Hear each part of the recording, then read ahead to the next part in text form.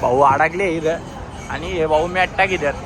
ही आपली रुद्रा आलेली आहे आपल्याकडं शमशेदपूरवरून. तर आता डायरेक्ट सरसकट मॅटिन बिटीनचा राडा चालू आहे इथे.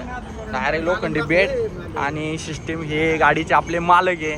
विषय डायरेक्ट क्वालिटीत होणार आहे. आता सेटअप वगैरे पूर्ण काम करायचं आहे गाडीचं.